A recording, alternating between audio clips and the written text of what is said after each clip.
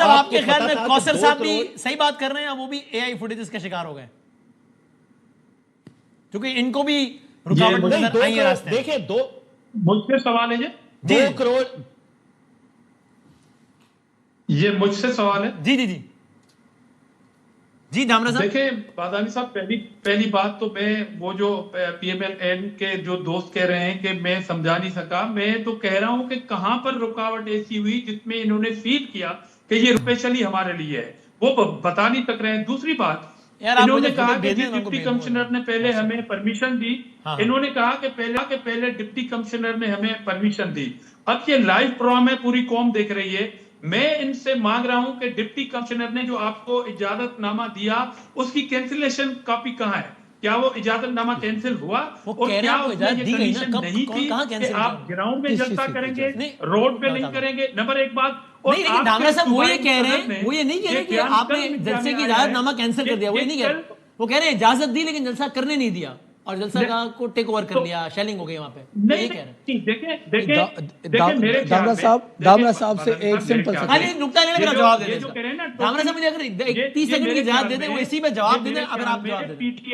PTI की सिंध की क़यादत ने, मेरे ख्याल में पीटीआई की सिंध की क़यादत ने अपने चीफ मिनिस्टर को टोपी पहना दी, वो सियासी टोपी पहना दी इन्होंने। अच्छा भला उनका जलसा होना था, ग्राउंड में होना था।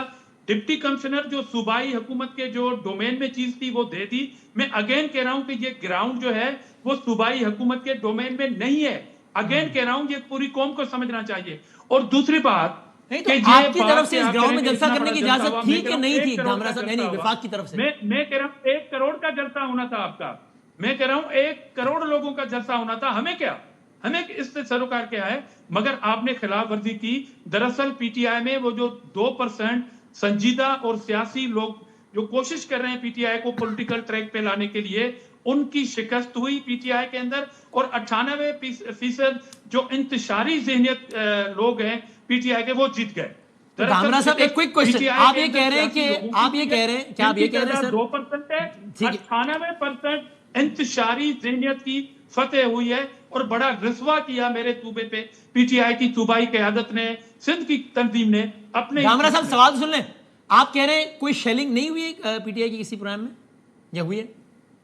मैं कह रहा हूं कि जब आप कानून को तोड़ेंगे, जब मैं ही अपना जुलूस लेके आऊं और एसओपी पे अमल नहीं करूंगा, आपको याद है ना? तो इन्होंने क्या कानून तोड़ा सर, बताइएगा। एक ऐसा वाकया, बादामी साहब मुझे एक वाकया कोट करने दें। मुझे एक वाकया कोट करने दें। जी।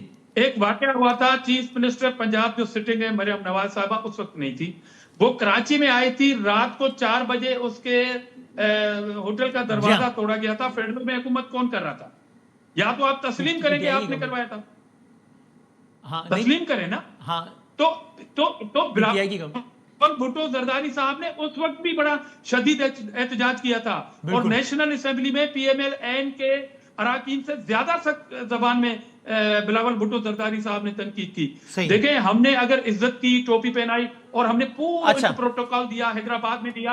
हमसे तो पीएमएल-एन गिला कर रही है कि जी लग पता गया ना पीपुल्स पार्टी आपको कि आपने पॉलिटिकल जेस्टर दिया। ये लोग पॉलिटिकल है ही नहीं कि आपकी पॉलिटिकल जेस्टर को वो पॉलिटिकल। धामरा साहब मुझे मैं शफी जान साहब से सवाल पूछना था कि आप सर आप ही बताइएगा ना धामरा साहब। मजम्मत करता हूँ, मैं शदीद मजम्मत करता हूँ पीटीआई सिंध चैप्टर की कि इन्होंने अपने ही चीफ मिनिस्टर को इतना बेइज्जत कर दिया। अच्छा ठीक है, हमारे सूबे पे।